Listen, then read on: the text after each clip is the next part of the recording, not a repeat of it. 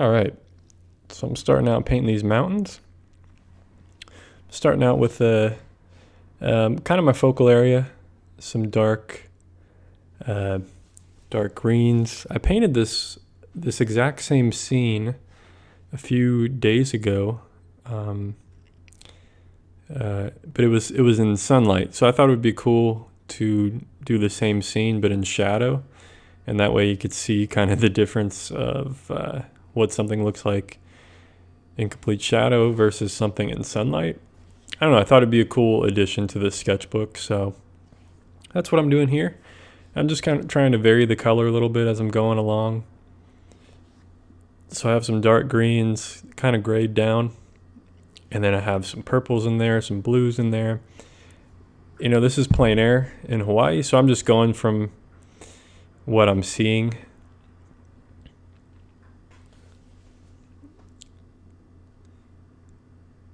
And now I'm moving to, there's some clouds overhead that are creating all these shadows. It was a very overcast day, which was somewhat rare. It was cloudy a few times in Hawaii, in Maui, while I was there. So I think it's kind of cool to capture these kind of days, because when you think of Hawaii, most people don't think of it being cloudy or overcast or anything like that. You always think of it being this paradise. It's super sunny, everything's great. So I wanted to capture, there's a few paintings in my sketchbook that are cloudy days, and it just shows the reality of my trip here. And I think that's something cool, at least from my point of view and what I wanted with this sketchbook. I wanted to show the reality of my trip, not like an idealized version of what I saw. You know, I just painted what was interesting to me, regardless of what it actually was. So, yeah, I mean, I think that's a cool thing to do if you travel at all, or just going around your town. And you know, I used to do that when I lived in Davis, California, last few years. I just went around my town and I just painted fruit on trees, or a palm tree, or just anything I could find that I thought was interesting. I just painted it. And I think it's cool to just be true to yourself, be authentic in that way. And it helps you develop what you like as an artist, what you like in general. Could help with your style as well. You know, subject matter can be a big part of style. So anyway, let's get back to this painting. So I got the clouds in there. So I got the background, kind of the middle ground. Working on the mountains off to the side there. And now I'm moving towards the foreground here. I think there's going to be a little bit stronger color in the foreground because the mountains are pretty far away. I'm not exactly sure how far I was away from them.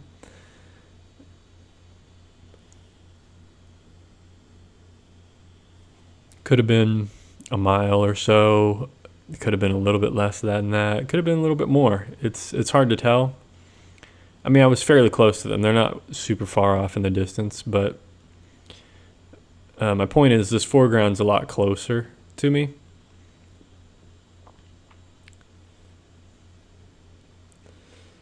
And I think now that I got that foreground in there, you can really see how gray everything is on this overcast gray day. And maybe I'll throw in here at the end, I'll throw the other painting in as well.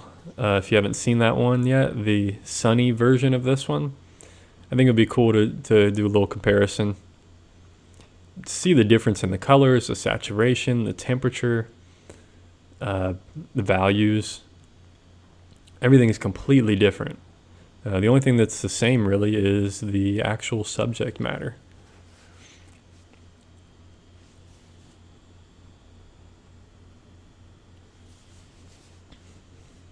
So what I'm doing here, I'm putting in kind of some shadows, kind of the valleys, the little valleys and stuff that are on this mountain. And the colors were just incredible. It may not look like it yet, but yeah, I end up putting in, you can see a kind of purplish color in the center. I mean, it was just an amazing color harmony that day.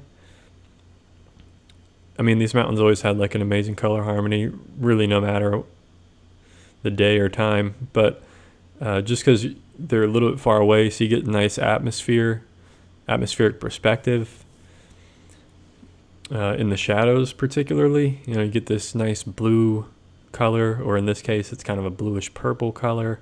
It's a lot cooler because of the overcast.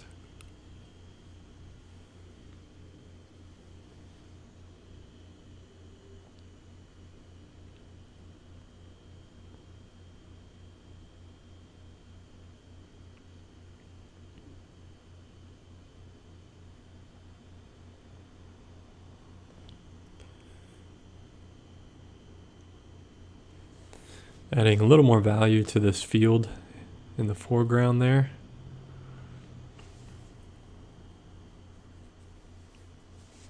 So there's other plants and things growing here. This is what's going to give the illusion of distance. There's going to be I think some trees in the foreground here a little bit. I'm still waiting to put those in. I want to make sure I get everything else in there that I need before I start layering on top. And here we go. I'm putting a tree in the corner here. And this is what's really going to create the depth in this painting. And you'll start to see really the difference in value. You'll see the limited value that I've been working in this entire time. And now also limited saturation as well. But since I figured that was my main focal point back there in the background, I wanted to really work on that and get that established more before I started putting in things in the foreground.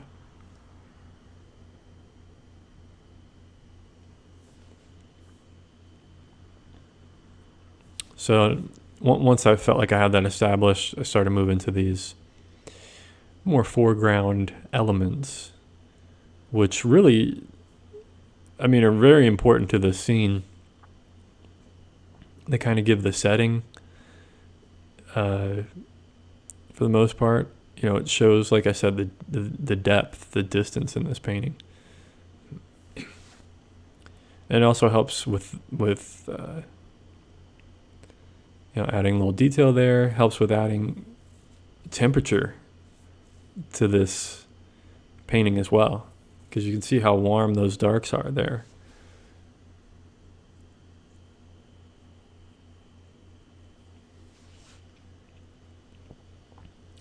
And now that I had that value in the foreground placed in there, I could start more realistically putting some value back in the background.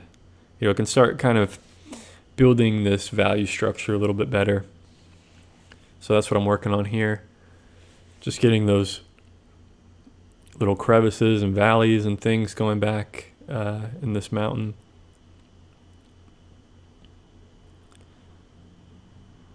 I think this whole little mountain range here was actually, used to be a volcano hundreds of thousands of years ago. But I think it's inactive now. But now it's also, I believe it's the second wettest spot on Earth, these mountains.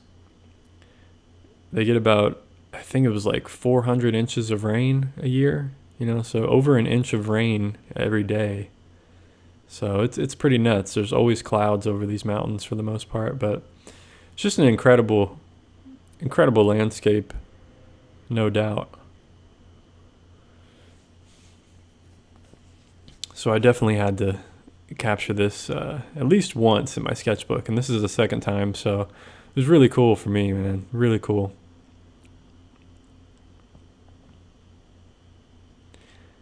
And it's so easy to, you know, I might do a video on this eventually. It's so easy to travel with this kind of setup that I have. You know, I'm just on a sidewalk here, kneeling down on the ground, and it's such a simple setup. Even if I brought like a little fold up chair, they have these really small stools that you can fold up. I mean, you could bring one of those with you and just fold out your little stool, have everything on your lap. You don't have to sit on the ground like me or squat on the ground. But, it's just a little palette, a water dish, a sketchbook.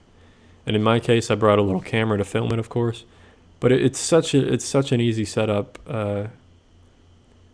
And you can paint almost anywhere. Like I said, I'm doing this on the sidewalk on a busy street, busy roadway. And capturing this beautiful scene. And it's just great to look back on these memories. You can look back to these sketchbooks and you can just remember the feeling of being there. It's way better than, to me, it's much cooler than a photograph. Photos are cool. I'm not saying like, I take photos of everything for the most part, but something that you can create like this and spend like 20 minutes sitting there painting this, 20 to 30 minutes. Just an incredible experience. So really encourage everyone out there, if you're interested in doing this at all, then definitely give it a shot, man. Definitely give it a shot. Because in the end, it's worth it. I think we all a lot of us have to get over the fear of people watching us or being out in public and painting. It's something I had to get over as well. But once you finally do it, you realize how silly it is. It's not a big deal at all. Like, who cares if someone's watching you? But I'll talk about that in another video, of course. So I'm just working on these clouds a bit more, trying to give a little more weight to them, make them a little more cloud-like, cooling some things off back there, that mountain, adding a little touch of blue. Giving a little more dimension to these mountains. Still messing around with this foreground here. I guess I'm trying to soften some of these bushes and trees and stuff. Just to give it a little more variety of edges. And also, trees are very soft. They have all these leaves and stuff, and they're actually very soft compared to everything else in the landscape.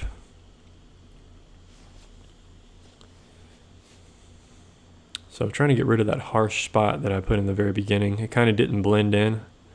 So trying to get rid of that a little bit. Just using a damp brush there. Softening some edges.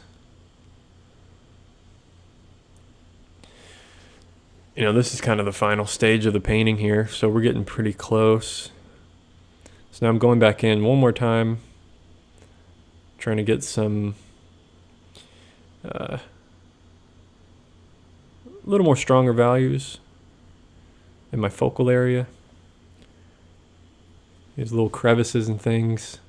I think I'm going to make it a little darker right underneath the clouds there as well. Yeah, here we go. Just needed to push that value a little bit to show that cloud is casting a bit of a shadow there, but definitely needed to be softened as well. There we go. So that's the final painting there, pretty much at the end. So hope you guys enjoyed this episode. Let me know down below what you think. I'd love to hear from you, and stay tuned for the next episode. Take care of yourself. Peace, my friends.